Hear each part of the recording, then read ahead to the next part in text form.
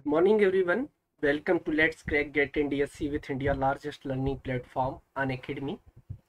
And myself is Anjani Kumar और आज की इस लेक्चर में हम लोग पढ़ने वाले हैं माय डियर ऐसे कुछ इम्पोर्टेंट डेटा को जो एग्जाम में डायरेक्ट आपसे पूछे जाते हैं। तो आज का जो सेशन होगा वो ऐसे ही डेटा के ऊपर होगा जो डायरेक्ट आपसे एग्जाम में पूछे जाएंगे। तो बिल्डिंग मटेरियल और कंस्ट्रक्शन इंजीनियरिंग में ये डेटा बहुत ही इंपॉर्टेंट होते हैं।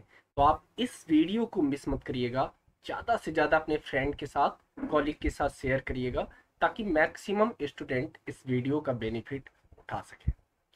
तो सेशन स्टार्ट करने से पहले अगर अभी तक आपने अनअकैडमी का सब्सक्रिप्शन नहीं लिया है तो फटाफट आप अनअकैडमी का सब्सक्रिप्शन ले डालिए ताकि बिना किसी रुकावट के आपको अनलिमिटेड रिकॉर्डेड और लाइव वीडियो मिलते रहे। Before the starting of the session, introduce myself. Myself is Anjani Kumar and I have more than 5 year teaching experience in ESC, GATE and SSC JEE। इस दौरान मैंने 15,000 से अधिक स्टूडेंट को पढ़ाया माय डियर, और मेरे पढ़ाए हुए बहुत से स्टूडेंट डिफरेंट सेक्टर में अपनी सर्विसेज दे रहे हैं। मैं मल्टीपल टाइम गेट क्वालिफाई हूँ। This is a brief introduction about me. Moving forward and talking about Unacademy. तो अनअकैडमी के लर्निंग ऐप पर मैंने स्टार्ट कर दिया है rapid revision of Jio technical engineering. तो अगर अभी तक आपने अनअकैडमी का लर्निंग ऐप डाउनलोड नहीं किया तो फटाफट आप अनअकैडमी का लर्निंग ऐप डाउनलोड कर लीजिए और मुझे फॉलो करिएगा अंजनी कुमार के नाम से for the better experience of the Jio technical engineering. What you will get daily live classes, आपको पता ही है, किसी भी एजुकेटर से चैट करने का ऑप्शन, डिस्कस करने का, ऑल अबाउट जैसा आप ऑफलाइन सेंटर में पाते थे वैसा ही माहौल आपको लाइव क्लासेस में मिलने वाला है। Structured course, all our course are structured in line with your exam syllabus to help the best preparation for it। Live test and quizzes आपको मिल ही रहा है अपने रैंक को इवेल्युएट करने का, अपने प्रिपरेशन को चेक करने का और वीकनेस और स्ट्रांगनेस को पहचानने का बहुत ही बेस्ट ऑप्शन है लाइव टेस्ट एंड क्विजेज। इसके साथ साथ आपको अनलिमिटेड एसेज का भी चांस मिल रहा है माय डियर। तो अगर आपने कोई सेशन मिस कर दिया है या आपको कोई लाइव सेशन के दौरान कॉन्सेप्ट नहीं समझ में आया है तो बिल्कुल भी वरी करने की, टेंशन लेने की ज़रूरत नहीं है। आप उस सेशन के वीडियो रिकॉर्डेड फॉर्म में डाउनलोड करके अनलिमिटेड टाइम वॉच कर सकते हैं। Learn with top educator, maximum educator आपको अनअकैडमी पे जो भी पढ़ा रहे हैं माय डियर वो 10 ईयर 15 ईयर टीचिंग एक्सपीरियंस रखते हैं। तो आपको एग्जाम स्ट्रेटजी बनाने में, कॉन्सेप्ट सीखने में बहुत ज़्यादा हेल्प मिली। अब गेट और ईएससी की बात कर ले तो आपको डिफरेंट स्ट्रीम मिल जाएंगे जैसे mechanical, civil, electrical, CS, IT, instrumentation. Particular मैं आपको सिविल इंजीनियरिंग पढ़ाने वाला हूँ। तो सिविल इंजीनियरिंग में 7 कोर्सेज अवेलेबल हैं। आप अपने अकॉर्डिनली कोर्स परचेज करके अपने स्टडी को कंटिन्यू कर सकते हैं। सब्सक्रिप्शन की थोड़ी सी बात कर ले तो 1 मंथ का 5,000, 3 मंथ का 12,500, 6 मंथ का 20,000 और 12 मंथ का 25,000। तो मैं रिकमेंड करूंगा माय डियर एक बेटर एक्सपीरियंस के लिए और इकोनॉमिकल प्राइस में आप सब्सक्रिप्शन पाने के लिए 1 ईयर या 2 ईयर का सब्सक्रिप्शन लीजिए। 1 ईयर के लिए 25,000 और 2 ईयर के लिए 30,000। One of the important announcement की 20 अक्टूबर से आपकी गेट और ईएससी की प्राइस हाइक होने वाली है सब्सक्रिप्शन की। तो बिफोर 20 अक्टूबर आप अपने सीट को सिक्योर करिए। Use at the subscription time my promo code ANJANI and get instant 10% discount. So this is all about Unacademy. अब हम लोग बिना टाइम वेस्ट किए हुए आज का जो हमारा टॉपिक है उस पर डिस्कशन करेंगे। तो मैंने कहा था कि आज हम आपको सिर्फ इंपॉर्टेंट डेटा देने वाले हैं जो आपसे एग्जाम में डायरेक्ट पूछे जाते हैं। तो सबसे पहले हम बात करेंगे टाइप्स ऑफ बिल्डिंग पर। चलिए, तो सबसे पहले मेरा हेडिंग रहेगा टाइप्स ऑफ बिल्डिंग पर। Types of building.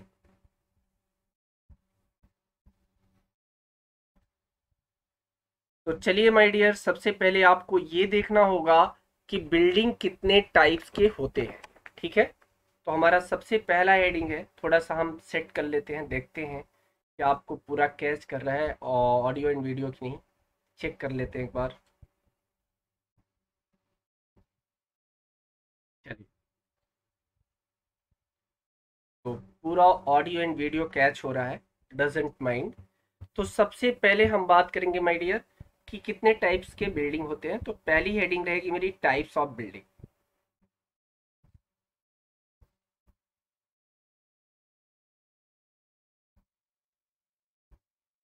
Types of building. अब चलिए सबसे पहले हम लोग देखते हैं कि बिल्डिंग कितनी टाइप की होती है। तो बेसिकली आपको पता होगा माय डियर कि बिल्डिंग जो होती है ग्रुप ए से लेकर ग्रुप आई तक डिवाइड की गई है। तो चलिए देखते हैं ये ग्रुप क्या है बिल्डिंगों का, बहुत इंपॉर्टेंट है। तो सबसे पहले मैं बात करूंगा ग्रुप ए की बिल्डिंग। अब देखिएगा जो ग्रुप ए की बिल्डिंग होती है इसको हम लोग रेजिडेंशियल बिल्डिंग कहते हैं। रेजिडेंशियल बिल्डिंग, अभी मैं इनको डिटेल में भी बताने वाला हूं।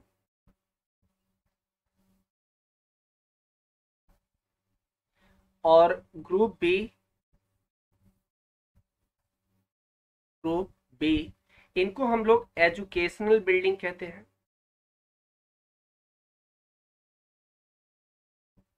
एजुकेशनल बिल्डिंग मतलब ग्रुप ए की बिल्डिंग रेजिडेंशियल है और ग्रुप बी की बिल्डिंग एजुकेशनल है। फिर हम लोग ग्रुप सी की बिल्डिंग देख रहे हैं।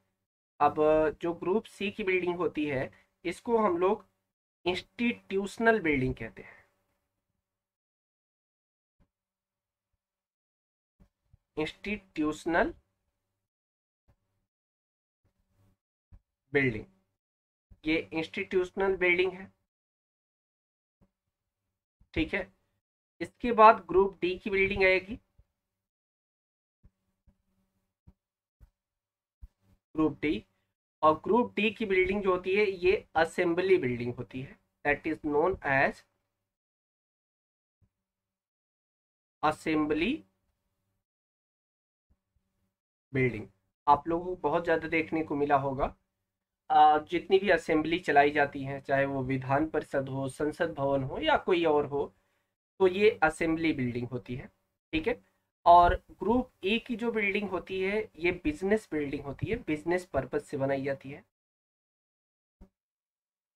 तो ग्रुप ई की बिल्डिंग जो होगी ये business building, that is known as business building.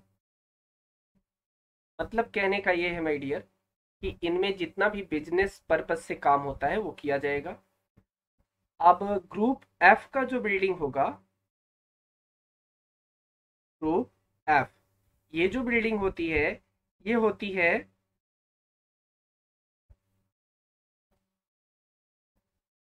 Mercantile building.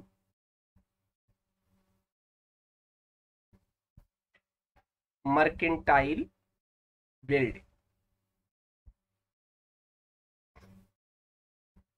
इसके बाद हमारे पास ग्रुप जी है। और ग्रुप जी की बिल्डिंग की बात करें तो ग्रुप जी का जो बिल्डिंग होता है ये इंडस्ट्रियल बिल्डिंग होता है। That is known as industrial building. तो चलिए अच्छी बात है, इंडस्ट्रियल बिल्डिंग जितना भी हमारा इंडस्ट्रीज चलेगा उसके लिए बनाई जाएगी। और ग्रुप एच का जो बिल्डिंग होता है, ये ग्रुप एच का बिल्डिंग जो होगा ये स्टोरेज बिल्डिंग होती है, बहुत इंपॉर्टेंट है। इसको हम लोग स्टोरेज बिल्डिंग कहते हैं। अगर आपको कोई भी मटेरियल स्टोर करना है तो उसके लिए जो बिल्डिंग बनाई जाती है वो ग्रुप एच की बिल्डिंग होती है। और ग्रुप आई की बिल्डिंग की डिस्कस कर लेते हैं। ग्रुप आई का जो बिल्डिंग होता है इसको हम लोग हैजार्डस बिल्डिंग बनाते हैं, जैसे कोई विस्फोटक मटेरियल रखना हो, खतरनाक एक्सप्लोजिव रखने हो, तो इसको हैजार्डस बिल्डिंग कहते हैं। Sorry, this is hazards building.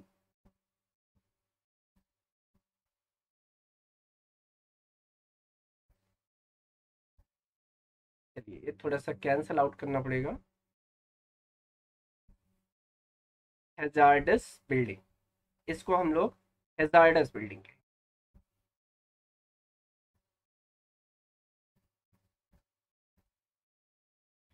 तो ये हमारा हैजार्डस बिल्डिंग है। इसमें विस्फोटक एक्सप्लोजिव रखे जाते हैं। ठीक है, अब इसी बिल्डिंग को थोड़ा सा हम डिटेल में पढ़ते हैं कि इन बिल्डिंग को हम लोग किस फॉर्म में देखते हैं। ठीक है, तो सबसे पहले मैं बात करने वाला हूँ रेजिडेंशियल बिल्डिंग। चलिए, सबसे पहली हेडिंग होगी हमारी रेजिडेंशियल बिल्डिंग का। तो सबसे पहले हम देखने वाले हैं रेजिडेंशियल बिल्डिंग को।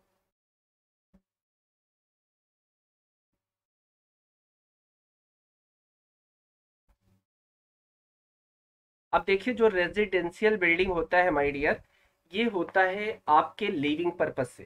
ठीक है, जैसे मैं यहाँ पे लिख दे रहा हूं, फॉर लिविंग पर्पस। तो ये लिविंग पर्पस से बनाया जाता है। जैसे देखिएगा, रेजिडेंशियल बिल्डिंग में कौन कौन से बिल्डिंग आते हैं, बहुत इंपॉर्टेंट चीजें मैं बता रहा हूँ। कि अगर कोई होटल बनाया जा रहा है तो इसको रेजिडेंशियल बिल्डिंग में इंक्लूड किया जाता है। देखो, सीधी सी मतलब है, जहाँ खाने और रहने दोनों की व्यवस्था हो उसे हम रेजिडेंशियल बिल्डिंग कहते हैं। मतलब जहाँ खाना भी बन रहा हो और रहना भी होता हो, उसको हम रेजिडेंशियल बिल्डिंग कहते हैं। होटल, हट, अपार्टमेंट,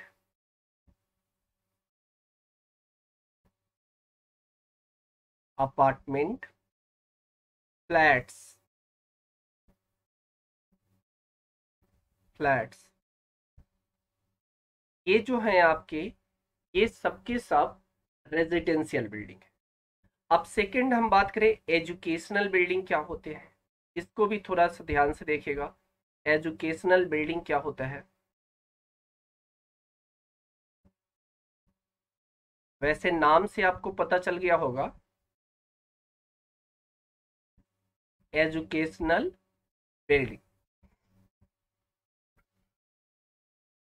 तो एजुकेशनल बिल्डिंग का सीधा सा मतलब है माय डियर, ऐसे बिल्डिंग जो जिनका यूज सिर्फ एजुकेशन पर्पज से किया जा रहा हो।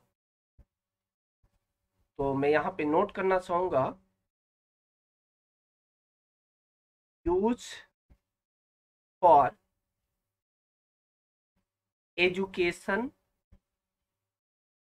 Purpose.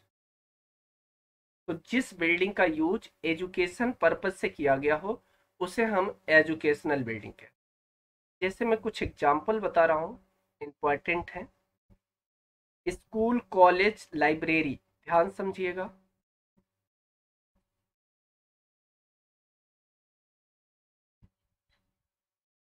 Library, school, college, university,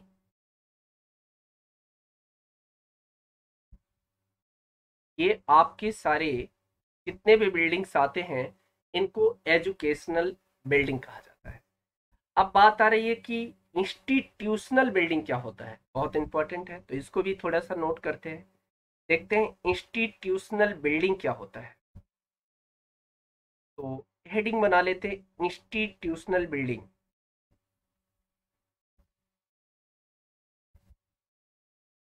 institutional building,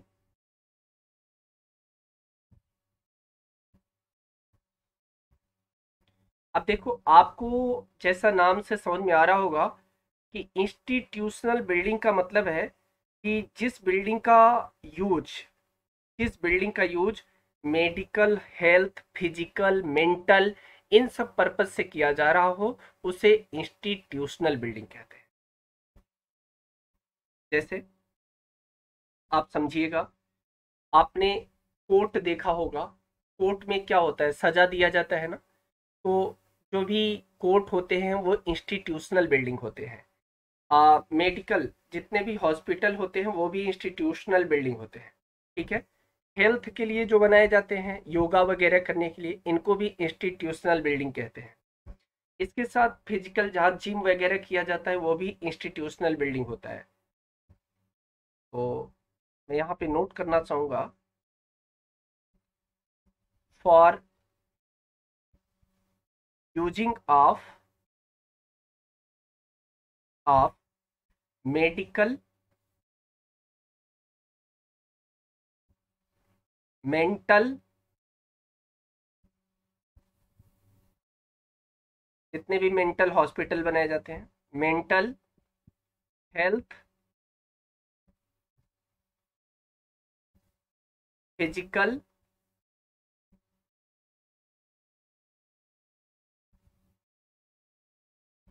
इसके अलावा जो पैनल इंस्टीट्यूशन बनाए जाते हैं। अब पैनल इंस्टीट्यूशन का मतलब कोर्ट वगैरह जो बनाए जाएंगे, ठीक है, पैनल इंस्टीट्यूशन,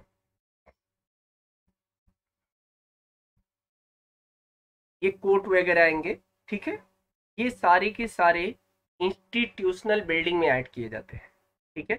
जैसे मैं कुछ एग्जांपल भी बता रहा हूँ आपको, ध्यान से समझिएगा।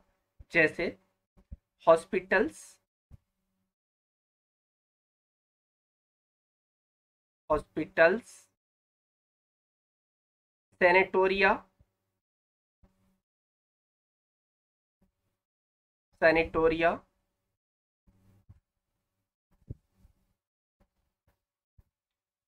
कस्टोडायल, कस्टोडायल, इंस्टीट्यूशनल पैनल,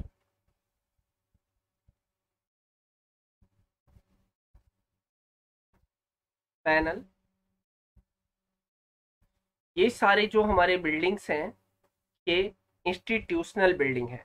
अब थोड़ा सा असेंबली बिल्डिंग पर बात करते हैं। असेंबली बिल्डिंग क्या होता है, इंपॉर्टेंट है, ये भी ध्यान समझिएगा। तो असेंबली बिल्डिंग पर थोड़ा सा डिस्कस करते हैं, ध्यान से देखिएगा। असेंबली बिल्डिंग क्या होता है,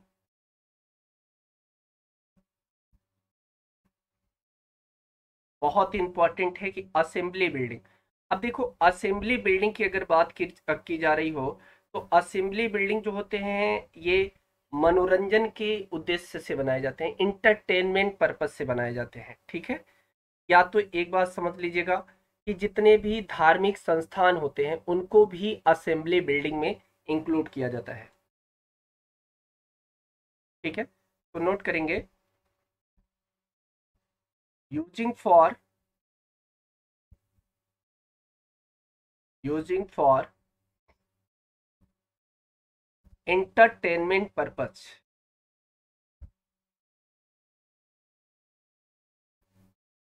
entertainment पर्पस, तो इनका इंटरटेनमेंट पर्पस से यूज किया जाता है असेंबली बिल्डिंग का, ठीक है।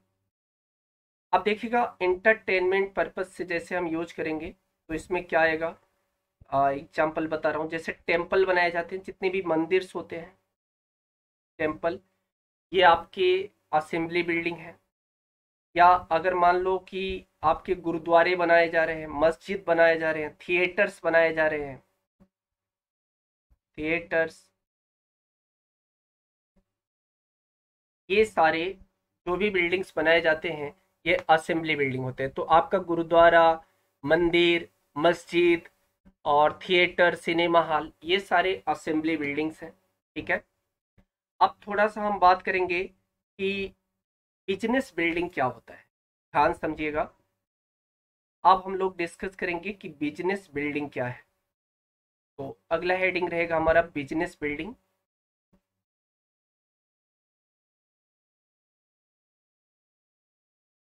बिजनेस बिल्डिंग बहुत ज़्यादा इंपॉर्टेंट है, ध्यान समझिएगा। अब ऐसे बिल्डिंग जिनका यूज हम लोग सिर्फ बिजनेस पर्पज से कर रहे हो, उसके अलावा कोई और मकसद ना हो, जैसे मैं बात कर रहा हूँ, ध्यान समझिएगा, नोट करिएगा पॉइंट 1 को। For using, for using business purpose, तो जिस बिल्डिंग का यूज बिजनेस पर्पज से किया जा रहा हो उसे हम बिजनेस बिल्डिंग कहते हैं। जैसे आप समझिएगा कि कोई बैंक होता है, ब्यूटी पार्लर होता है, या बार्बर होता है, बार्बर शॉप होती है, ठीक है। इसके अलावा जनरल स्टोर होते हैं, मर्चेंट स्टोर होते हैं, ये सब आपके बिजनेस बिल्डिंग है। तो general store,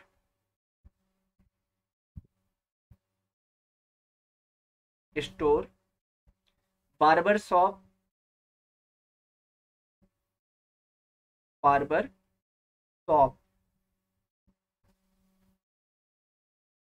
beauty parlour,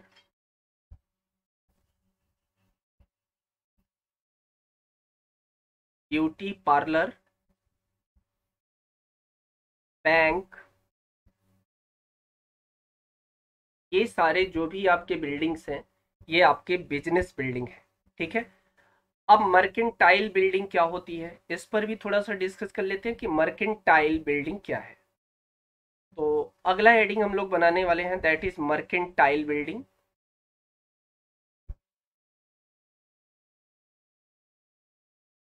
mercantile building.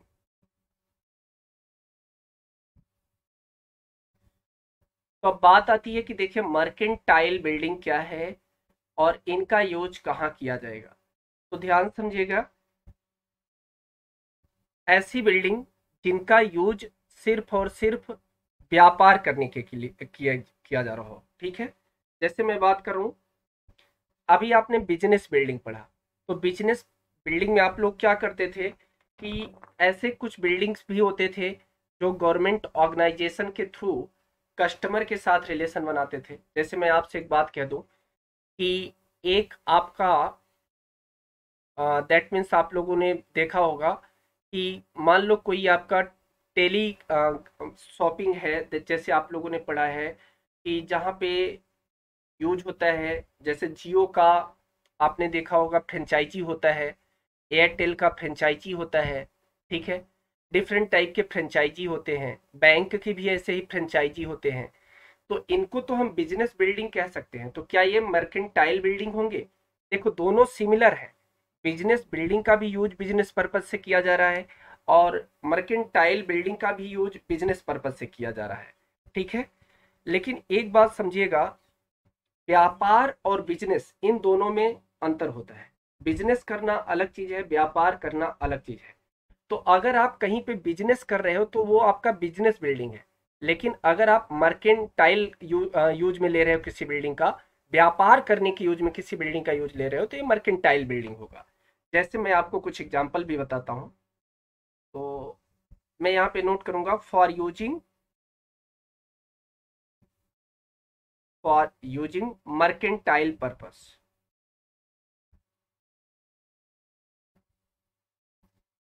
Mercantile purpose, जैसे जैसे एग्जांपल देखिएगा, शॉप, शोरूम,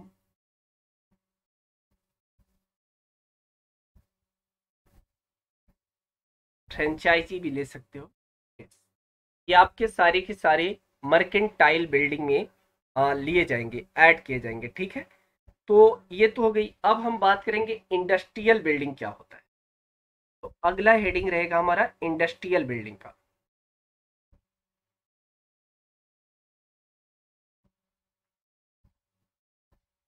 इंडस्ट्रियल बिल्डिंग तो बहुत इंपॉर्टेंट है कि ये समझा जाए इंडस्ट्रियल बिल्डिंग क्या है। देखिए, ऐसी बिल्डिंग जिनका यूज हम लोग मटेरियल के प्रोडक्शन के रूप में कर रहे हैं, किसी मटेरियल के प्रोडक्शन के रूप में कोई बिल्डिंग का यूज किया जा रहा है, तो उसे इंडस्ट्रियल बिल्डिंग कहते हैं। For using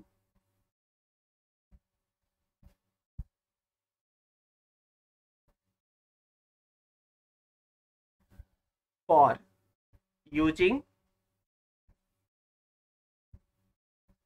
production of material, production of material. तो मटेरियल के प्रोडक्शन के रूप में जिस बिल्डिंग का यूज किया जा रहा हो उसे हम इंडस्ट्रियल बिल्डिंग कहेंगे। जैसे फैक्ट्री, आप लोगों ने फैक्ट्रियों को देखा होगा, जो फैक्ट्री बनाई जाती हैं ये आपकी इंडस्ट्रियल बिल्डिंग है। ठीक है। Factory, gas plant, refinery, textile, textile, refinery, gas plant, मील,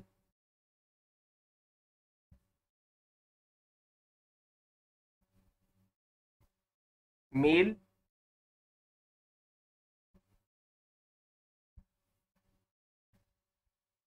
ये हमारे जितने भी आपको दिख रहे हैं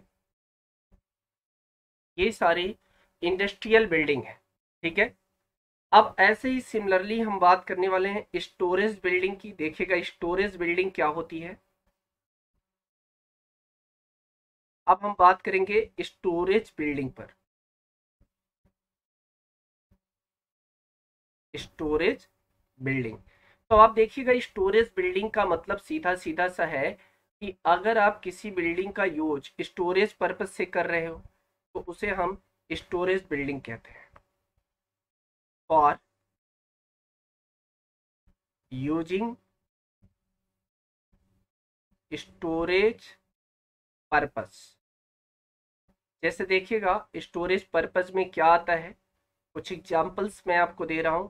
जैसे आप कोल्ड स्टोर होता है जो उसमें कुछ ना कुछ स्टोर करते हो, तो कोल्ड स्टोरेज, माल गोदाम, गेराज, गेराज, वेयर हाउस,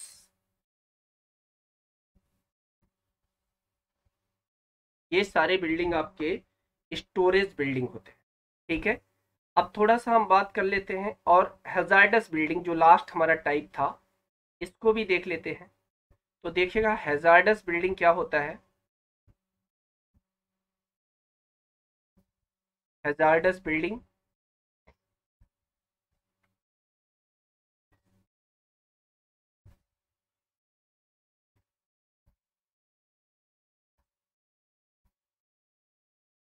तो चलिए हैजार्डस बिल्डिंग देखते हैं।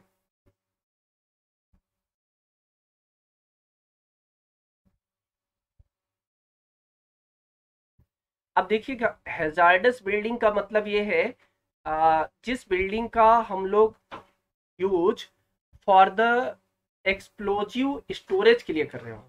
अगर कोई एक्सप्लोजिव स्टोर करना हो तो हैजार्डस बिल्डिंग हम लोग वहां पे बनाते हैं।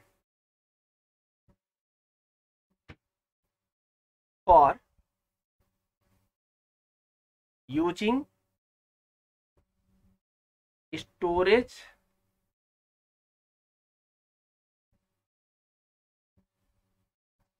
For using storage purpose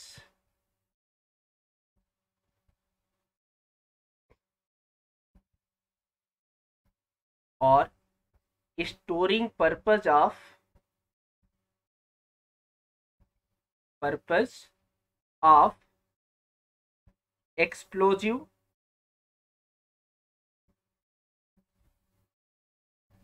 explosive acid its, ये सारी चीजें अगर हमें कहीं पे स्टोर करना हो तो उसके लिए हम हैजार्डस बिल्डिंग बनाते हैं। ठीक है। अब हम लोग बात करेंगे, देखिए ये हमारा कुछ टाइप ऑफ बिल्डिंग था हमने जो डिस्कस किया है अभी। अब हम बात करेंगे कि आर्च और लिंटल में क्या डिफरेंट है। तो चलिए अब हम डिस्कस करने वाले हैं आर्च और लिंटल पे। ठीक है। अच्छा चलिए आर्च और लिंटल से पहले हम लोग एक चीज और डिस्कस कर लेते हैं जो बहुत इंपॉर्टेंट है, आपसे कई बार पूछा गया है। ठीक है। आर्च और लिंटल को डिस्कस करने से पहले हम एक बहुत ही इंपॉर्टेंट स्टेयर केस को डिस्कस कर लेते हैं।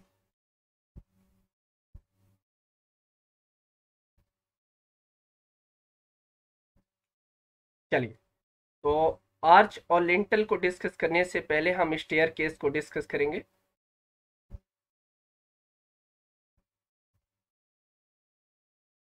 चलिए अब बात करेंगे बिल्डिंग स्टेयर केस की। तो हेडिंग बनाइएगा बिल्डिंग स्टेयर केस।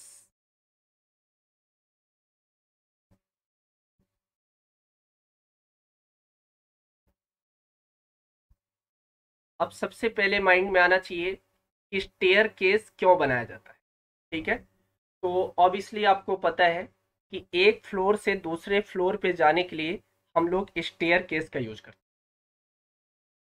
अब एक फ्लोर से दूसरे फ्लोर पर जाने के लिए जब स्टेयर केस का यूज करते हैं तो उस स्टेयर केस के कई मेंबर्स होते हैं जिनका हमें या तो नाम नहीं पता होता है, या तो नाम पता होता है तो उनके एग्जैक्ट डेटा नहीं पता होते हैं। तो आज मेरा जो टारगेट है, आप लोग को डेटा देना का टारगेट है, बहुत ढेर सारे डेटा मैं देने वाला हूँ। तो स्टेयर केस में देखिएगा जो स्टेप होते हैं, सबसे पहले मैं बात करूंगा किसका, स्टेप का। तो देखिए स्टेयर केस में जो स्टेप होते हैं, स्टेप का मतलब होता है कि जिस पर आप पैर रखते हो, कदमचे बोलते हैं इनको। स्टेप्स टू पार्ट में डिवाइड होते हैं। कौन कौन से टू पार्ट में डिवाइड होते हैं, बहुत इंपॉर्टेंट है। एक राइजर में और एक ट्रेड में, ये आपको पता है, राइजर और ट्रेड। ठीक है, अब थोड़ा सा मैं बात करूं तो राइजर और ट्रेड क्या है, तो एक वर्टिकल मेंबर है और दूसरा हॉरिजॉन्टल मेंबर है। ठीक है, तो आप ये समझिएगा कि स्टेयर केस में हॉरिजेंटल और वर्टिकल, इन दोनों मेंबर का कॉम्बिनेशन स्टेप कहलाता है। बात समझ में आ रही है ना? तो चलिए नोट कर लेते हैं, बहुत इंपॉर्टेंट है। Step is a combination of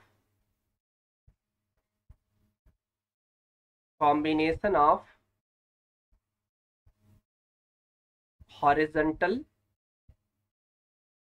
plus vertical member.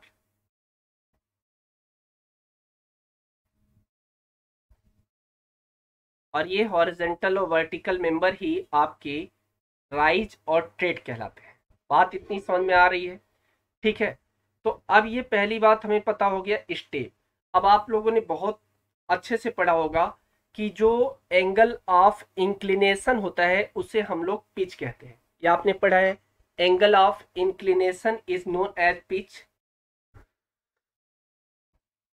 तो चलिए इसको थोड़ा सा डिस्कस करेंगे, एंगल ऑफ इंक्लिनेशन। तो इस पर थोड़ा सा हम लोग बात करेंगे। अब स्टेयर केस में सेकंड जो हमारा एंगल ऑफ इंक्लिनेशन होता है, एंगल ऑफ इंक्लिनेशन,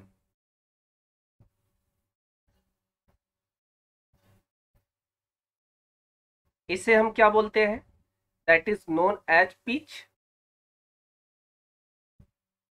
पिच।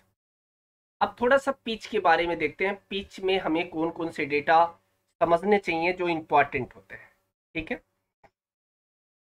चलिए।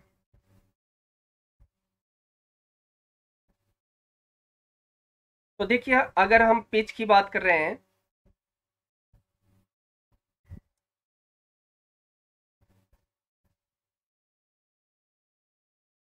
तो angle of inclination that means pitch. Pitch का मतलब है स्लोप। ठीक है, जैसे आप स्टेयर केस पढ़ते हो तो स्टेयर केस में कुछ इस तरह से आप स्टेयर्स को ले जाते हो, तो जो ये स्लोप बनता है, ये स्लोप जो होता है माय डियर, हॉरिजॉन्टल कंडीशन में 25 डिग्री से कम नहीं होना चाहिए और 40 डिग्री से अधिक नहीं होना चाहिए। मतलब इस स्लोप का जो डिग्री होना चाहिए बिटवीन 25 to 40 डिग्री होना चाहिए। ठीक है, तो इसको भी नोट करेंगे। हाँ चलिए इस पॉइंट को नोट करेंगे।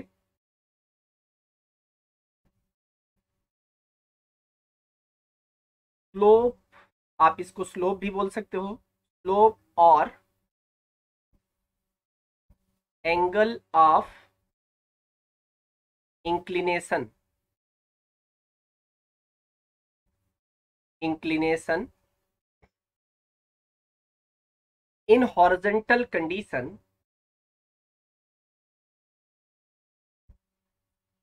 Horizontal should be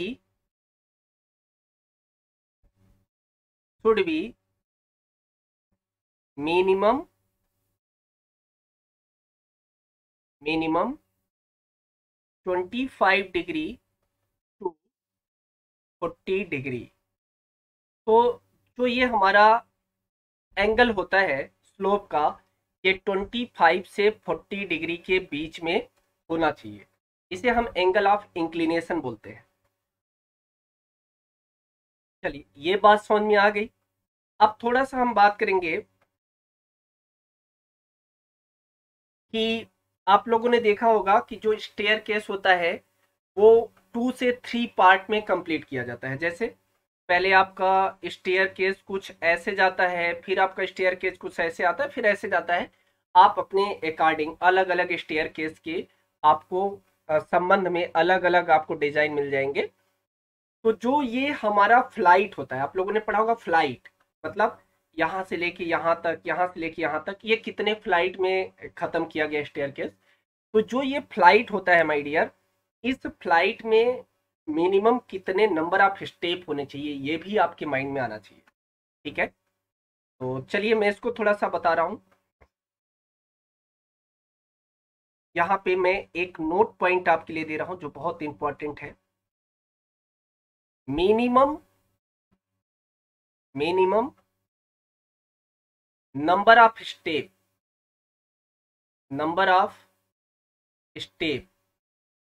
is 3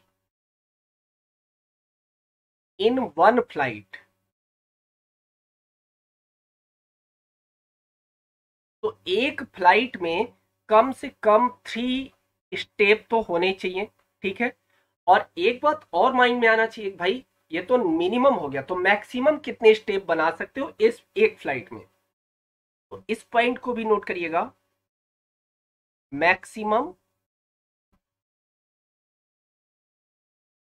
number of step is 12 in one flight. तो एक फ्लाइट में आपका मिनिमम नंबर ऑफ स्टेप 3 हो सकता है और मैक्सिमम नंबर ऑफ स्टेप 12 हो सकता है। इतनी बात क्लियर है। ठीक है, अब हम थोड़ा सा ट्रेड की बात करते हैं कि ट्रेड क्या होता है। जो मैंने आपको स्टार्टिंग में बताया ट्रेड, अब देखिएगा ट्रेड क्या होता है। तो यहां पे मैं नोट कराना चाहूंगा ट्रेड। अब देखिए, आप जब कदम रखते हो किसी स्टेयर केस पर, किसी कदमचे पर, स्टेप पर, तो आपको क्या दिखता है, एक पर पैर रखते हो और फिर पैर उठाना पड़ता है। मतलब एक पे पैर आपका लैंड होता है तो एक आपको वर्टिकल और एक हॉरिजॉन्टल मेंबर मिलता है। जो हॉरिजॉन्टल मेंबर मिलता है उसे हम ट्रेड कहते हैं, और जो वर्टिकल मेंबर होता है उसे हम राइज कहते हैं। तो नोट करेंगे,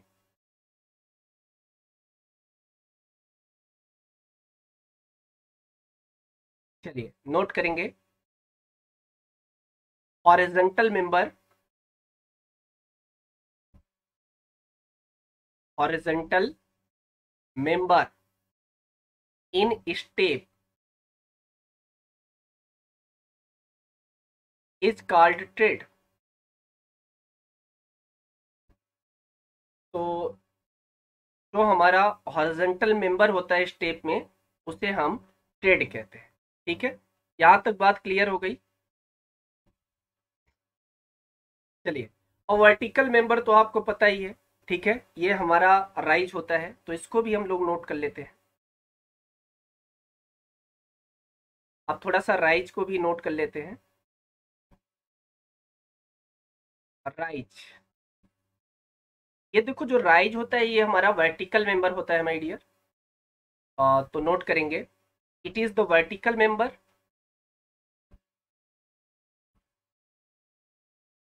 it is the vertical member.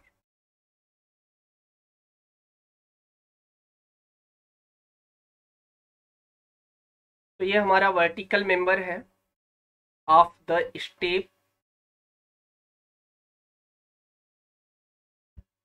In A staircase is called rise. ठीक है, अब एक बात और समझ में आती है कि गोइंग क्या होता है। आप लोगों ने बहुत बार पढ़ा होगा, आपके सामने ऐसे वर्ड आते हैं स्टेयरकेस में।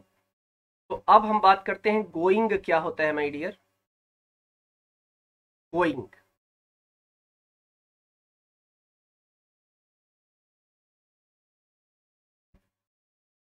तो ध्यान से समझिएगा, गोइंग जो होता है ये हॉरिजेंटल डिस्टेंस होता है between two riser.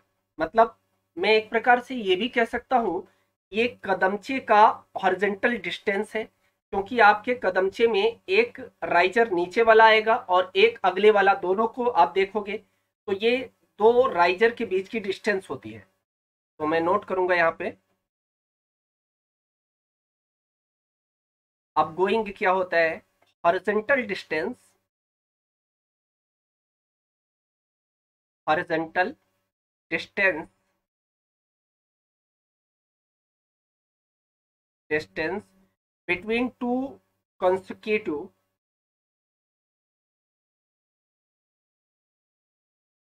between two consecutive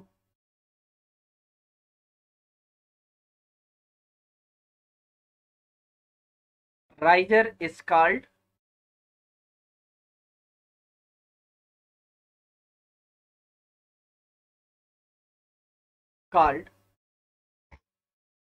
going। चलो ये बात समझ में आ गई।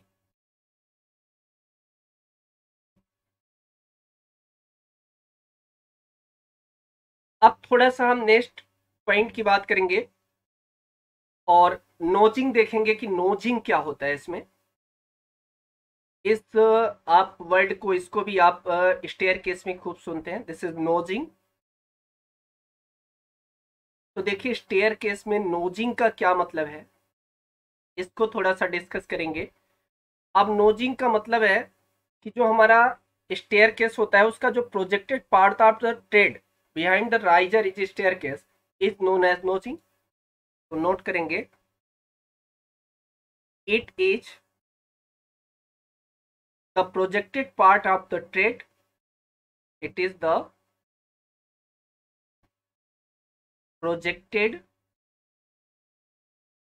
Part of the tread of the trade behind the riser,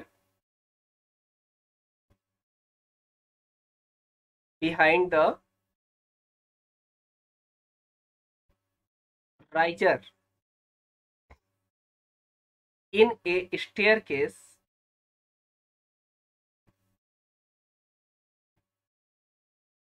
staircase is called nosing,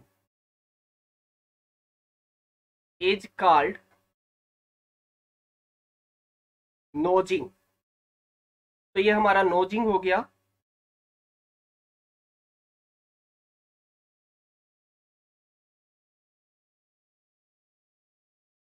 चलिए अब हम थोड़ा सा रिलेशन देखते हैं राइजर और ट्रेड के बीच में।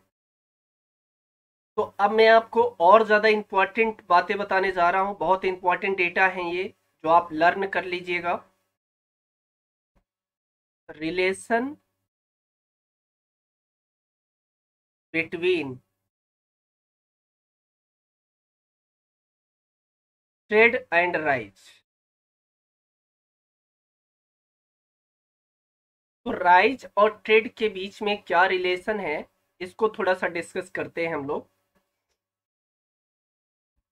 चलिए सबसे पहले हम बात करेंगे, अगर कोई स्ट्रेट स्टेयर केस बनाई गई हो, तो मतलब स्ट्रेट सीधी सीढ़ी बनाई गई है तो उसके बीच में, तो मैं सबसे पहले बात करूंगा केस वन। और केस वन में हम लोग बात करेंगे फॉर स्ट्रेट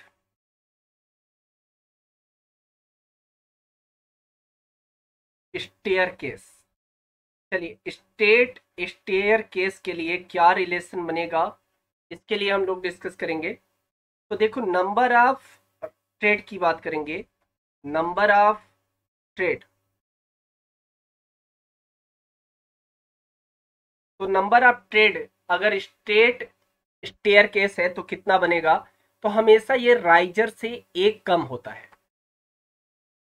तो नोट कर लेंगे, नंबर ऑफ राइजर -1। ठीक है। अब नंबर ऑफ राइजर अगर आपको निकालना हो इस केस में तो क्या करोगे? नंबर ऑफ राइजर कैसे निकालते हैं? तो total weight between floor and roof निकालेंगे। Total weight between floor and roof. तो रूफ और फ्लोर के बीच में कितना वेट आ रहा है इसको आप कैलकुलेट कर लो और इसको डिवाइड कर दो हाइट ऑफ वन राइज से। हाइट ऑफ वन राइज आपको निकल के आएगा नंबर ऑफ राइज। ठीक है। तो हमारा ये केस 1 था। अब केस 2 देखिएगा क्या बन रहा है। मैं आपको बहुत इंपॉर्टेंट चीजें यहाँ पे दे रहा हूं माय डियर। आप लोगों ने शायद इसको पढ़ा हो, शायद ना भी पढ़ा हो। अब केस 2 के बारे में मैं बात करूंगा। तो जब देखिएगा ये कौन का सा केस बन रहा है? In case of one loading of one loading.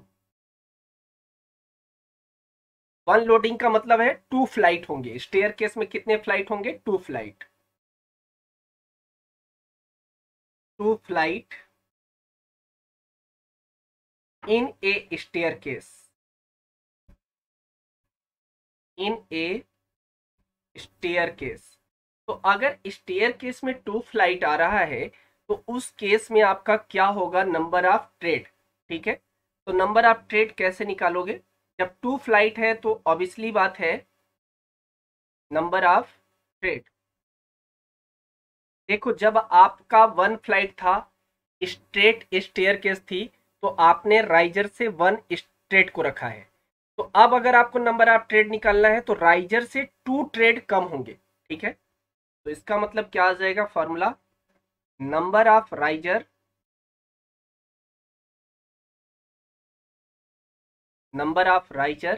-2। तो ये हमारा हो गया केस 1 और केस 2, जिसमें हमने केस 1 में स्ट्रेट स्टेयर केस के लिए पढ़ा और केस 2 में अगर मान लो लोडिंग आ रहा हो, 2 फ्लाइट हो, तो उस केस में क्या होगा? Number of trade, number of riser, इनको हमने निकालना सीख लिया। अब थोड़ा सा और भी चीजें बनती है माय डियर। जैसे मैं आपसे कहूं कि नेवल एंड एंड पोस्ट क्या होता है, आपने पढ़ा होगा बहुत बार। क्या होता है इसके बारे में थोड़ा सा देखते हैं। तो अब हम डिस्कस करने वाले हैं naval and and post. Naval and post. तो चलिए अब हम थोड़ा सा नेवल एंड एंड पोस्ट देखते हैं ये क्या होता है।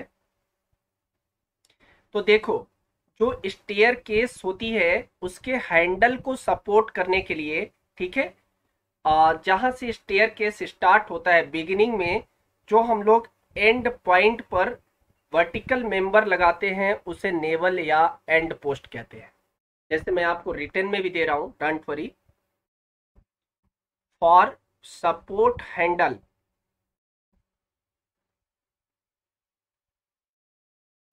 For support handle, handle in stair,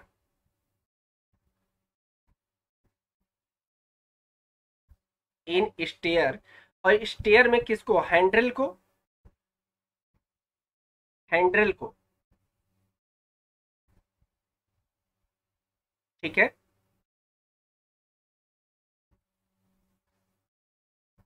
eight beginning and end, at beginning and and.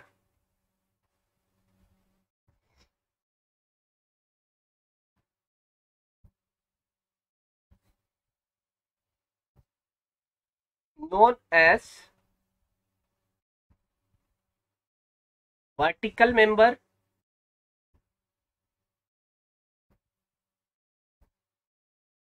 vertical member और नेवल एंड पोस्ट। अब मैं आपको थोड़ा सा और इजी लैंग्वेज में बता रहा हूं। तो आप लोगों ने देखा होगा कि रेलिंग लगाई जाती है। तो अगर कोई फ्लाइट है तो फ्लाइट की स्टार्टिंग में आप लोगों ने देखा होगा कि एक वर्टिकल मेंबर हम लोग क्या करते हैं, बिल्डिंग कर देते हैं। और इसके बाद एंड में जहां पे हमारा फ्लाइट एंड होता है वहां पे भी एक वर्टिकल मेंबर को वेल्डिंग कर दिया जाता है। इन दोनों वर्टिकल मेंबर को वेल्डिंग करने के बाद इसमें से रेलिंग लगाई जाती है। तो ये जो दोनों आपके बिगिनिंग और एंडिंग में वर्टिकल मेंबर खड़े हैं, इसी को आप नेवल एंड एंड पोस्ट कहते हो। ठीक है, चलिए अब थोड़ा सा हम बालस्टर पे बात करते हैं, देखते हैं बालस्टर क्या होता है। बहुत ज्यादा आपसे ये भी पूछा जाता है। तो बालस्टर हम लोग देखते हैं क्या होता है। हेडिंग बनाएंगे बालस्टर। देखिए बालस्टर क्या होता है।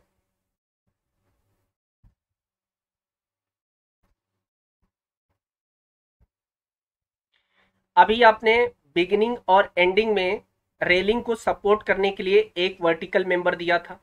तो जब आपने बिगिनिंग और एंड में दिया था तो इसको हमने नेवल या एंड पोस्ट कहा। अगर इन केस कोई वर्टिकल मेंबर मिड पॉइंट पर भी दिया जा रहा है तो इसे हम बलस्टर कहेंगे। ठीक है, अगर बिगिनिंग और एंड में वर्टिकल मेंबर रेलिंग को सपोर्ट करने के लिए लगाया गया है तो इसको हम नेवल एंड एंड पोस्ट कहते हैं। और कोई मिड पॉइंट में वर्टिकल मेंबर रेलिंग को सपोर्ट करने के लिए लगाया गया है तो इसको हम बलास्टर कहते हैं। इसको भी नोट करेंगे।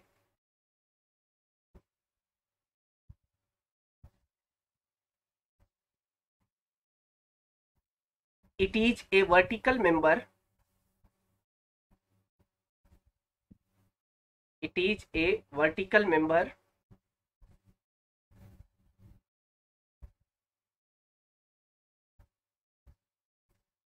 provide at mid for supporting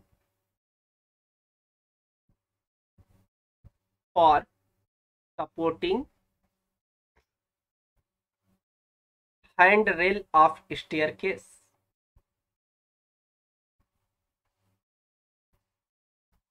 handrail of staircase। तो यह एक ऐसा वर्टिकल मेंबर होता है जिसको हम लोग मिड पॉइंट पर देते हैं, एंड और बिगिनिंग के मिड पॉइंट पर देते हैं। रेलिंग को सपोर्ट करने के लिए लगाया जाता है। ठीक है, इसको हम लोग बलस्टर बोलते हैं। तो इतनी चीजें तो हमारी क्लियर हो गई हैं। अब बलस्टर के बाद हम लोग नेक्स्ट पॉइंट पर आते हैं। ठीक है,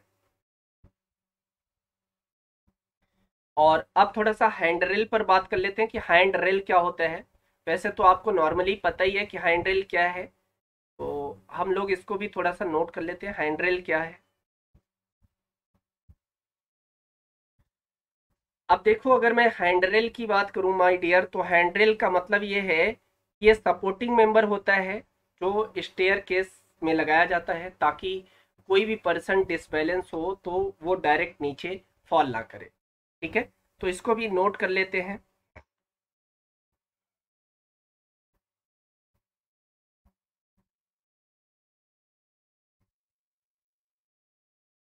it is a an aligning supporting member in aligning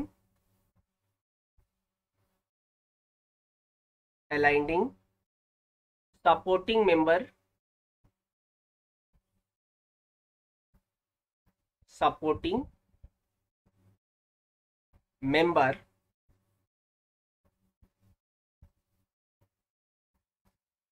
तो ये हैंडरेल है, एनालाइंडिंग सपोर्टिंग मेंबर होता है ताकि कोई भी स्टेयर केस में किसी भी प्रकार की दुर्घटना ना हो, इसके लिए लगाया जाता है। ठीक है, अब बात आती है कि ये जो हैंड रेलिंग होती है इसकी जो हाइट होती है, ये हमारा हाइट जो होता है ये ट्रेड से कितनी दूरी पे रखी जाती है। ठीक है, तो इसको नोट पॉइंट में थोड़ा सा नोट कर लेते हैं। बहुत इंपॉर्टेंट पॉइंट है कि जो हाइट होता है हैंडरेल की, ठीक है, ये ट्रेड के टॉप से हमेशा 75 से 80 सेंटीमीटर पर रखी जाती है। मतलब जो ट्रेड होगा, ट्रेड का जो टॉप होगा, उस टॉप से हैंडरेल का जो टॉप होगा ये 75 से 80 सेंटीमीटर तक होता है। Height of handrail, height of handrail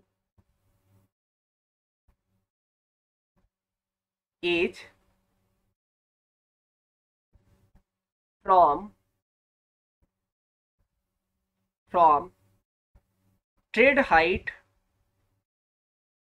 या बोल सकते हो top of tread height, top of tread height to 75 to 80 centimetre, 75 to 80 centimetre.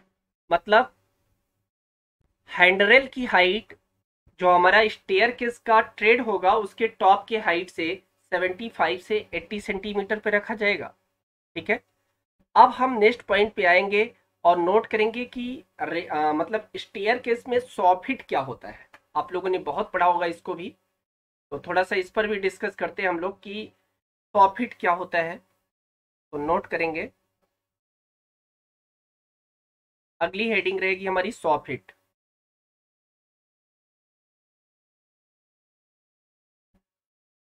अब बात आती है कि स्टेयर केस में सॉफिट क्या होता है। तो देखिए, स्टेयर केस के जो अंडर सरफेस में हिस्सा होता है उसे हम लोग सॉफिट कहते हैं। मतलब कि ये स्टेयर केस के नीचे का हिस्सा है। ठीक है, तो इसको भी नोट करेंगे। It is the under surface,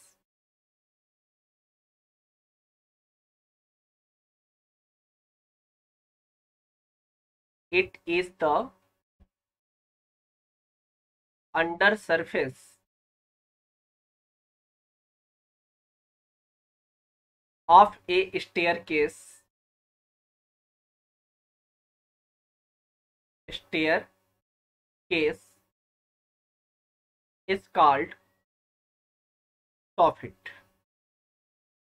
तो देखो, आसान बात है, मैंने कहा कि स्टेयर केस के नीचे का जितना भी हिस्सा है वो आपके सॉफिट में इंक्लूड होगा। अब एक मैं नया टर्म ले आ रहा हूं, और स्ट्रेंजर, स्टेयर केस में स्ट्रेंजर क्या होता है इसको मैं आपको बताने वाला हूं। तो चलिए अब थोड़ा सा हम स्ट्रेंजर को देखते हैं। स्ट्रेंजर क्या है? स्ट्रेंजर, अब देखिएगा, स्ट्रेंजर की बात कर रहे हैं तो अगर कोई वुडन स्टेयर बनाई जा रही है तो जो सपोर्टिंग मेंबर बनाया जाता है, इंक्लूड मेंबर, स्ट्रेंजर कहलाता है। तो देखिए, अगर मैं आपसे बताऊं कि कोई स्टेयर केस वुडन का बनाया गया है, लकड़ी की कोई स्टेयर केस बनाई गई है, ठीक है, तो वुडन स्टेयर केस में जो हमारा इंक्लाइंड मेंबर होता है उसे हम स्ट्रेंजर कहते हैं। ठीक है, तो नोट करेंगे इस पॉइंट को।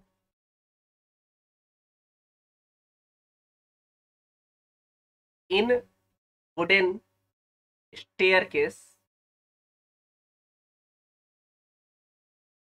Stair case for supporting, for supporting step inclined member, inclined member is known as stranger।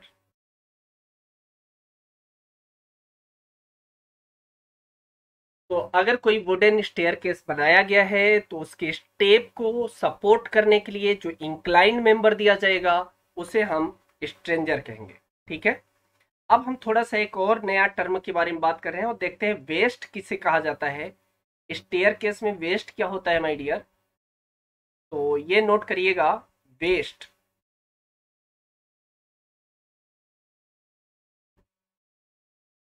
अब बात करेंगे स्टेयरकेस में वेस्ट क्या होता है। तो देखिए, अगर मैं वेस्ट की बात कर रहा हूं,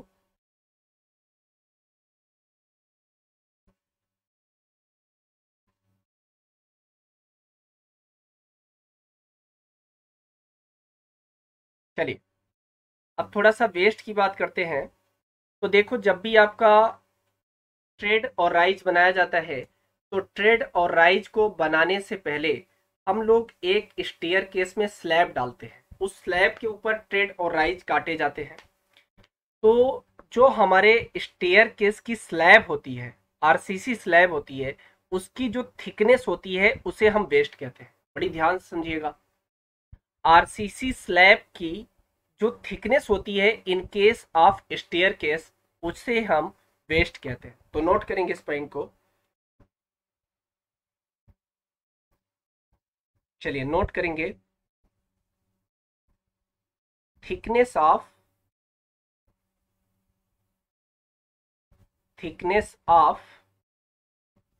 RCC slab in staircase in staircase is known as waist. तो चलिए, हमारा वेस्ट है। अब थोड़ा सा हम लोडिंग के बारे में बात करते हैं, देखते हैं लोडिंग क्या होता है स्टेयरकेस में। तो हम लोग नोट करने वाले हैं लोडिंग के बारे में। देखिए, ये जो भी आपको मैं डेटा दे रहा हूँ ये सब डेटा आपको याद रखने हैं। एग्जाम में किसी भी एक डेटा के बारे में आपसे पूछ सकता है। ठीक है, तो देखिए, अगर स्टेयर केस की जब फ्लाइट होती है, जहां पे स्टेयर केस का फ्लाइट एंड होता है, ठीक है, उसमें जो हॉरिजॉन्टल मेंबर बनाते हो आप उसे लोडिंग कहते हैं। मतलब कि जैसे कोई एक फ्लाइट चल रही है, उसके बाद एक आप क्या करते हो, लैंडिंग बनाते हो। ठीक है, ये जो आप लैंडिंग बनाते हो इसी को हम लोडिंग कहते हैं। आप कहीं कहीं लैंडिंग भी पढ़ सकते हो, उसको कहीं लैंडिंग दिया जाता है, कहीं लोडिंग दिया जाता है। तो इसमें क्या होता है कि थोड़ा सा रिलैक्सेशन मिल जाता है। अगर कोई बड़ा फ्लैट या बड़ा आपका रेजिडेंशियल बिल्डिंग है जो मल्टी स्टोरेज है, तो वहाँ पे लैंडिंग बहुत इंपॉर्टेंट हो जाती है। आप अगर आपकी एक फ्लोर की हाइट ज़्यादा हो रही है तो ये सिंगल फ्लोर की हाइट होने पे बिल्डिंग में तब भी आपको लोडिंग देना इंपॉर्टेंट हो जाता है। लोडिंग पे थोड़ा सा क्या होता है कि रिलैक्सेशन मिलने लगता है। तो इसको थोड़ा सा हम नोट करेंगे कि लोडिंग क्या होता है। तो नोट करेंगे, at the end of flight, at the end of flight, at the end of flight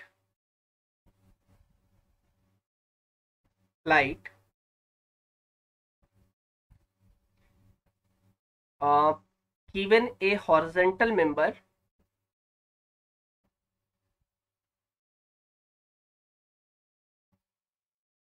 given a horizontal member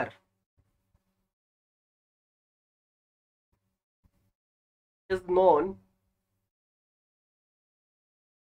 loading।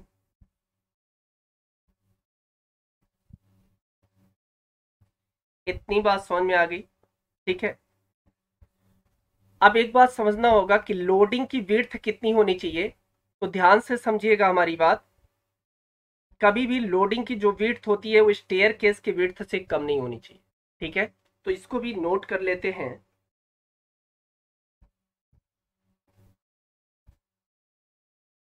Width of loading, width of loading should not less than,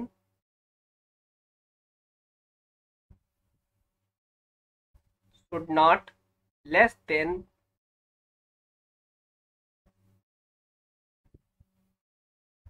width of staircase.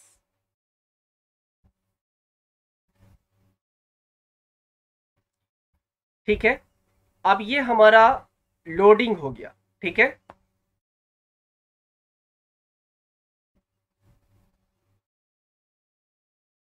चलिए, अब ये तो बात आपको समझ में आ गई stair case में।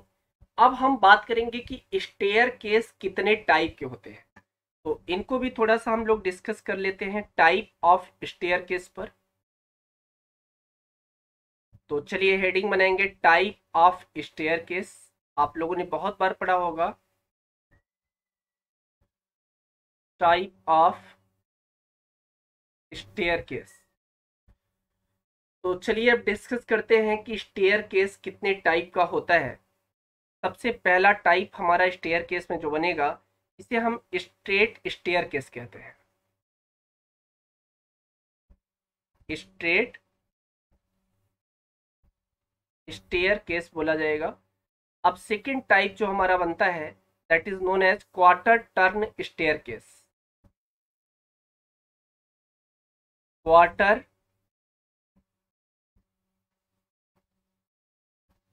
टर्न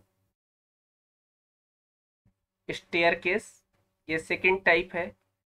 इसके बाद अगर मैं बात करूं third type of staircase, this is known as dog legged staircase. Dog legged staircase, आप लोगों ने पढ़ा होगा, ड्राइंग भी बनाई होगी इसकी। और नेक्स्ट टाइप जो है हमारा, that is known as open well staircase.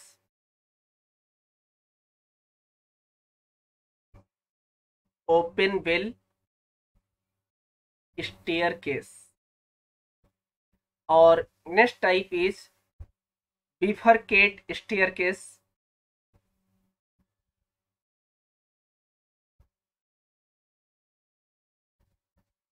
इतने टाइप के मैंने आपको स्टेयर केस दिए हैं। ठीक है, अब आप देखिएगा इसके अलावा भी और भी स्टेयर केस होते हैं, उनके बारे में अगर बात करोगे आप तो नेक्स्ट इज, आप लोगों ने पढ़ा होगा circular staircase. Circular staircase, ठीक है। इसके अलावा स्पाइरल स्टेयर केस होता है। स्पाइरल स्टेयर केस, इतने टाइप के स्टेयर केस होते हैं। अब हम थोड़ा सा इन पे बात करें कि ये स्टेयर केस जो होते हैं, इनको हम लोग कहाँ पे यूज करते हैं। तो ध्यान से समझिएगा, जो भी स्टेयर केस होते हैं वो बिल्डिंग के डिमांड के अकॉर्डिंग यूज किया जाता है।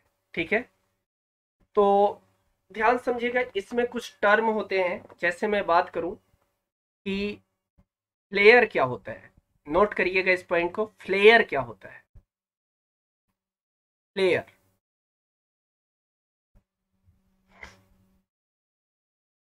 तो देखिएगा फ्लेयर क्या होता है। फ्लेयर, अब अगर मैं फ्लेयर की बात करूं, आपसे बोलूं कि फ्लेयर क्या होता है, तो ये एक ऑर्डिनरी शेप होता है। ठीक है, जो स्टेयर केस में यूज किया जाता है, तो ऑर्डिनरी शेप जो स्टेयर केस में यूज किया जाता है उसे हम फ्लेयर बोलते हैं। तो नोट करेंगे इसको, it is the ordinary shape, the ordinary shape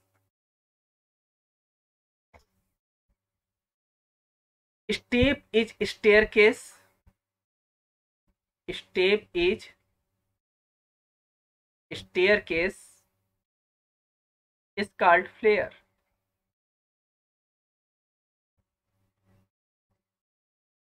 तो ये हमारा फ्लेयर है जो आपके सामने है। अब वाइंडर्स क्या होता है, इसको भी, ये बड़े पॉपुलर वर्ड है स्टेयर केस के, तो इसको भी थोड़ा देख लेते हैं, वाइंडर्स क्या होता है। तो नोट करेंगे वाइंडर्स। अब ध्यान से देखिएगा, अगर आपसे स्टेयर केस के वाइंडर्स के बारे में पूछ रहा है, तो जो स्टेयर केस होता है उसमें जब ट्रायंगुलर शेप के स्टेप्स लगाए जाते हैं,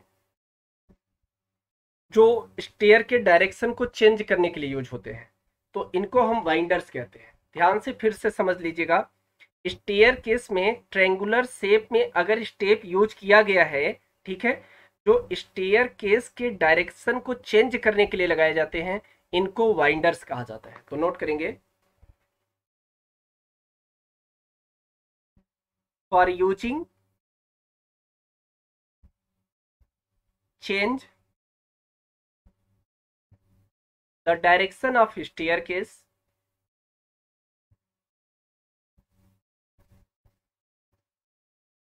direction of staircase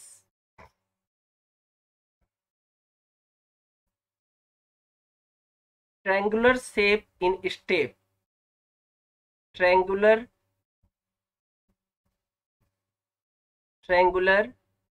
shape in shape steps। तो ये जो ट्रायंगुलर शेप स्टेप्स होते हैं, डायरेक्शन चेंज करने के लिए लगाए जाते हैं स्टेयरकेस में, इसको हम वाइंडर्स कहते हैं। Is known as winders. तो जहां भी आपको स्टेयरकेस में ट्रायंगुलर शेप के स्टेप्स दिखाई देंगे, तो आप समझ लीजिएगा कि अब डायरेक्शन चेंज हो रहा है, और उसे हम वाइंडर्स कहेंगे। ठीक है। अब एक पॉइंट और, हेड रूम किसे कहा जाएगा? ये भी बहुत ज्यादा पॉपुलर वर्ड है, आपको सुनने में मिलता है। नोट करेंगे, हेड रूम, हेड रूम। आप देखिएगा, अगर मैं हेड रूम के बारे में बात करूं माय डियर, तो हेड रूम क्या होता है? तो जो नोजेज होता है और जो सेलिंग गोफ होता है, उनके बीच की जो हॉरिजॉन्टल डिस्टेंस होती है, वर्टिकल डिस्टेंस होती है, इसे हम हेड रूम कहते हैं। नोट करेंगे, it is the vertical distance, vertical distance between the line of, between the line of nogic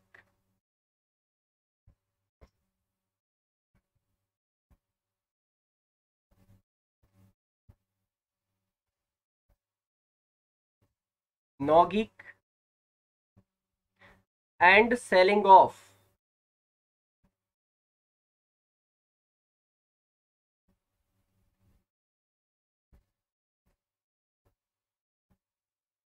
selling off in staircase।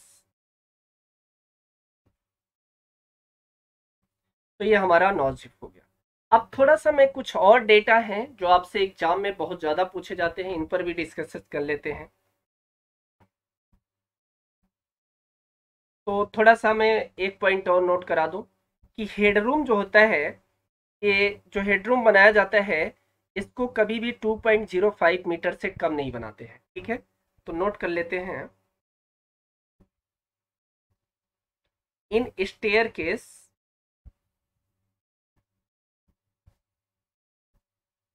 Minimum headroom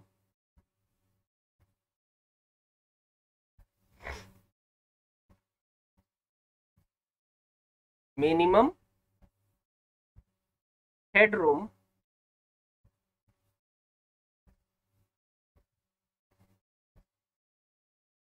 should not less than, should not less than 2.05 metre. तो headroom जो होता है वो 2.05 metre से कम नहीं होना चाहिए। ठीक है, चलिए अब हम बात करेंगे जो हमारा राइज गोइंग होता है, और जो, तो नोट करेंगे इस पॉइंट को भी। देखो, मैं आपको सिर्फ डेटा दे रहा हूं यहाँ पे, ध्यान से समझिएगा। राइज इनटू गोइंग कितना होता है? राइज इंटू गोइंग, ये कितना होगा, इक्वल टू 400 माइनस 410। अब एक बात और ध्यान से देखिए, राइज प्लस गोइंग क्या होगा, प्लस गोइंग। ये सारे मैंने आपको ये बता दिया, गोइंग क्या है, राइज क्या है। तो राइज प्लस गोइंग क्या होगा, ये 400 प्लस 450 होगा। और one of the last, 2 into rise in plus going क्या होगा, मतलब 2 फ्लाइट हो तो 2 इंटू राइज प्लस गोइंग क्या होगा, तो ये होगा आपका 600। तो लर्न कर लीजिएगा, इसे कहीं भी आपसे पूछ सकता है, ठीक है।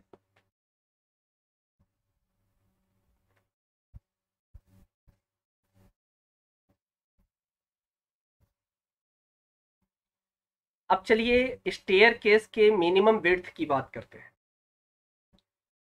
तो मैं यहाँ पे नोट कराना चाहूंगा, देखिए मिनिमम विड्थ आपका स्टेयर केस का दो अलग अलग कंडीशन में होता है। Minimum width of staircase of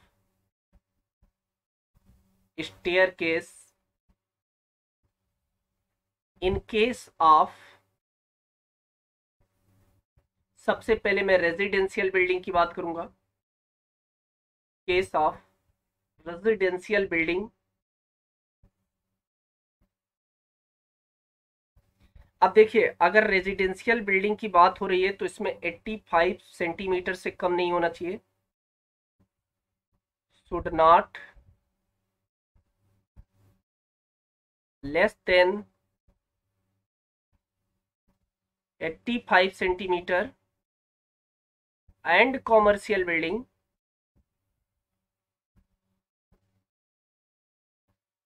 commercial building is greater than or equal to 1 metre, ठीक है। तो अगर आप कॉमर्शियल बिल्डिंग बना रहे हो तो मिनिमम विड्थ आपको 1 मीटर रखनी पड़ेगी, और अगर आप रेजिडेंशियल बिल्डिंग बना रहे हो तो आपको मिनिमम विड्थ 85 सेंटीमीटर रखना पड़ेगा, ठीक है। चलिए, इतनी बात क्लियर हो गई। अब देखिए थोड़ा सा मैं जो आपको टाइप ऑफ स्टेयर केस बता रहा था उसके बारे में थोड़ा सा डिस्कस कर लेते हैं। तो मैं टाइप ऑफ स्टेयर केस में मैं बस आपको नॉर्मली बताऊंगा कि किस कंडीशन में स्टेयर केस को यूज किया जाता है। अब देखो सबसे पहला मेरा जो स्टेयर केस था वो स्ट्रेट स्ट्रेट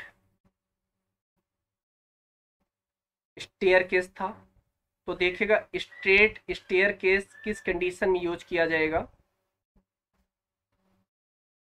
तो अगर मैं स्ट्रेट स्टेयर केस की बात करूं माय डियर, तो स्ट्रेट स्टेयर केस का मतलब है कि जब फ्लोर से लेकर रूफ तक स्टेयर का एक ही डायरेक्शन हो, चेंज ना किया गया हो, तो इसे स्ट्रेट स्टेयर केस कहते हैं।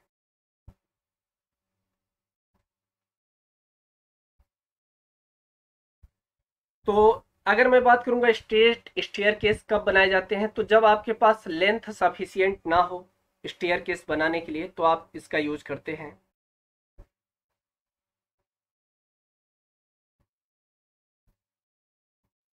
सॉरी, जब आपको सफिशियंट विड्थ अवेलेबल ना हो, सफिशियंट लेंथ अवेलेबल हो, तो आप स्ट्रेट स्टेयर केस बनाते हैं। When sufficient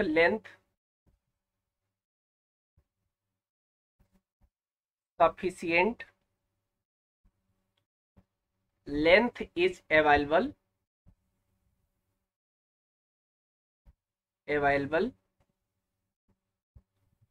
but width is not available। जब आपके पास सफिशियंट लेंथ अवेलेबल हो लेकिन विड्थ अवेलेबल नहीं हो, तो आप वहां पे स्ट्रेट स्टेयर केस यूज करते हैं। ये बात क्लियर हो गई, ठीक है। अब देखिएगा, मैं बात करूंगा क्वार्टर टर्न स्टेयरकेस कब यूज किया जाता है, ये भी इंपॉर्टेंट है। Second, quarter turn staircase.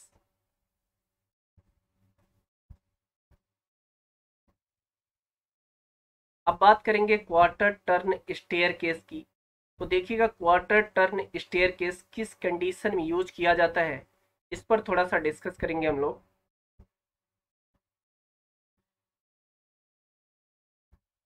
तो अब बात समझिएगा, जब किसी स्टेयरकेस की डायरेक्शन 90 डिग्री हो जाए तो उसे हम क्वार्टर टर्न स्टेयरकेस कहते हैं।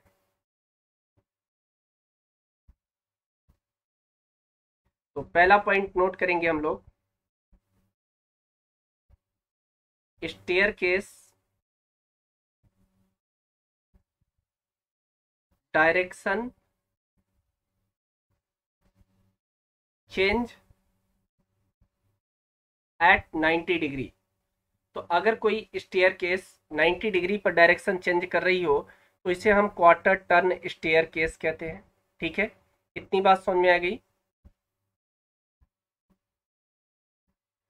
अब देखिएगा, आपको एक बात और बता दें कि क्वार्टर टर्न स्टेयरकेस तब बनाए जाते हैं जब, माय डियर, आपको टू फ्लाइट या टू टर्न यूज करना हो। ठीक है, अब थोड़ा सा हम बात कर लेते हैं, नेक्स्ट हमारा जो था डॉग लेग्ड स्टेयरकेस के बारे में। डॉग लेग्ड स्टेयरकेस, अब ये भी इंपॉर्टेंट है। आप देखिएगा, डॉग लेग्ड स्टेयरकेस जो होता है ये किस कंडीशन में बनाया जाता है, उसके लिए क्या पॉलिसी है। अब ध्यान से समझिएगा, जब स्टेयरकेस के लिए स्पेस 2 × विड्थ ऑफ स्टेयरकेस के बराबर हो तो आप डॉग लेग्ड स्टेयरकेस यूज करते हो। It is using when available space available space for staircase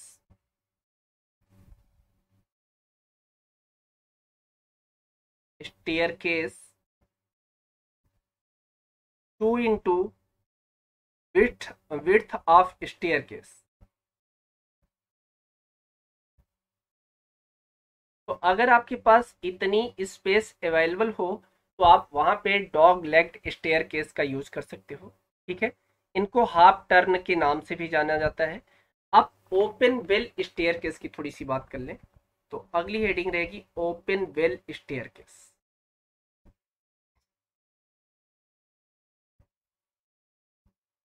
open well staircase,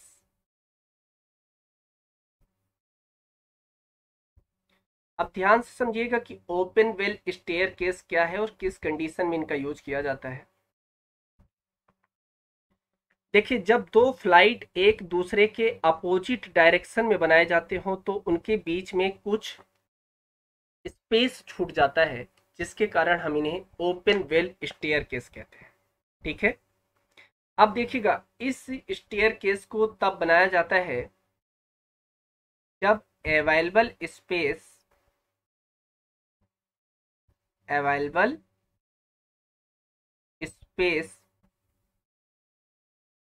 equal to 2 into width of staircase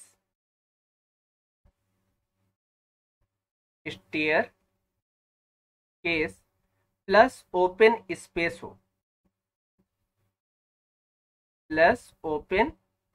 हो, तब इनका यूज किया जाएगा।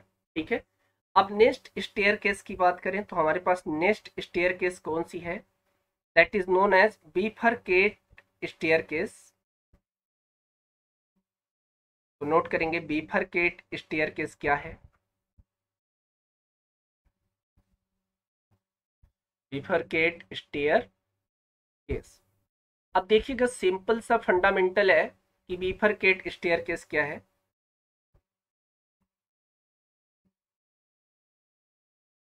अब देखिएगा, ऐसा स्टेयर केस जिस स्टेयर केस में लैंडिंग तक एक ही फ्लाइट हो, मतलब जिस स्टेयर केस में लैंडिंग तक एक ही फ्लाइट हो उसे हम बिफरकेट स्टेयर केस कहते हैं।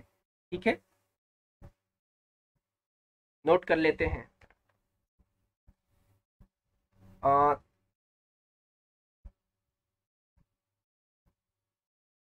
इन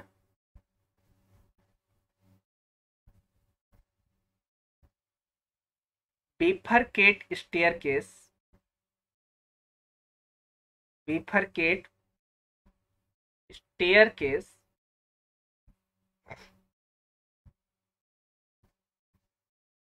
only one flight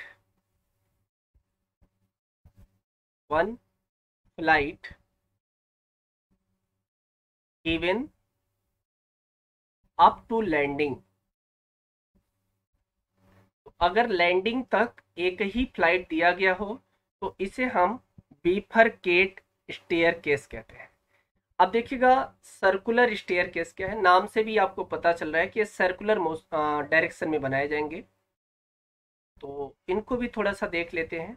next is circular staircase, circular staircase बड़ा आसान है, आप समझिएगा।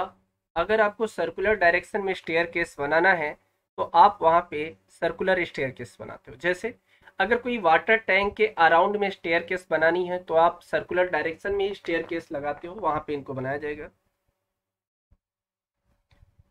For the using of water tank, note कर लीजिएगा, for the using of water tank, मतलब ये है सर्कुलर डायरेक्शन में जब स्टेयर केस बनाई गई हो तो उसे हम सर्कुलर स्टेयर केस कहते हैं। अब स्पाइरल स्टेयर केस भी आप नोट कर लीजिएगा, ये भी बहुत इंपॉर्टेंट है।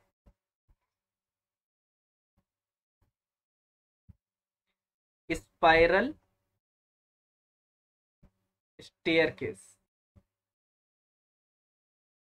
तो चलिए देखते हैं स्पाइरल स्टेयर केस क्या है और किस कंडीशन में बनाई जाती है। अब देखिएगा, अगर कहीं पे सफिशियंट लेंथ और सफिशियंट विड्थ दोनों ना मिल रही हो तो वहां पे आप स्पाइरल स्टेयर केस बनाओगे। ठीक है, नोट कर लीजिएगा, when sufficient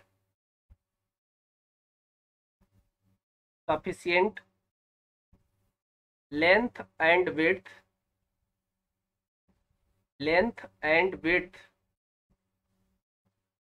both are not available,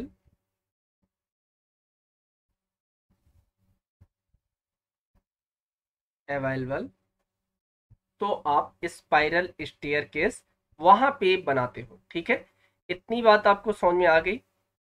चलिए,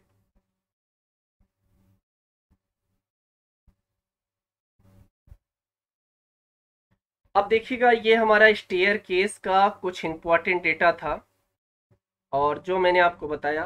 अब हम लोग थोड़ा सा एक अलग डेटा पे डिस्कस कर रहे हैं।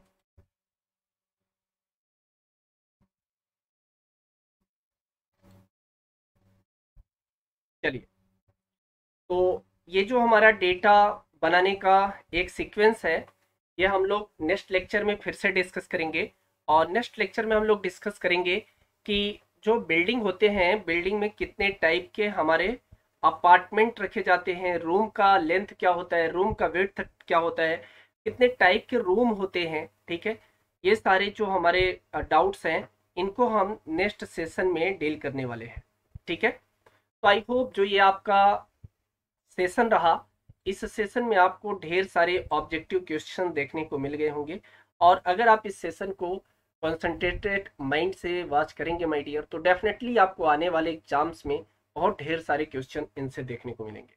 अगले सेशन में मैं डेटाबेस आपको एक और लेक्चर दूंगा जिसमें मैं आपको और भी कंस्ट्रक्शन इंजीनियरिंग के डेटा देते रहूंगा। तो आप लोग शेयर करना, लाइक करना मत भूलिएगा, अपने फ्रेंड के साथ शेयर करिएगा ताकि ज़्यादा से ज़्यादा स्टूडेंट इसका यूज कर सकें, इस डेटा सीरीज का यूज कर सकें। और अगर अभी तक आपने मेरे चैनल को सब्सक्राइब नहीं किया है तो चैनल को सब्सक्राइब कर लीजिएगा और लाइक कर लीजिएगा, बेल आइकॉन को भी प्रेस कर दीजिएगा ताकि आने वाले वीडियोस का नोटिफिकेशन आपको मिलता रहे। One of the important instruction, 20 अक्टूबर से गेट और ईएससी का सब्सक्रिप्शन पैकेज हाइक हो रहा है। तो बिफोर द 20 अक्टूबर प्लीज, अभी तक अगर आपने सब्सक्रिप्शन नहीं लिया है तो आप सब्सक्राइब कर लीजिएगा। For the maximum discount you are using my promo code ANJANI और आप इंस्टेंट इस प्रोमो कोड का लाभ ले सकते हैं। Thank you for watching this video. Let's crack it. Thank you.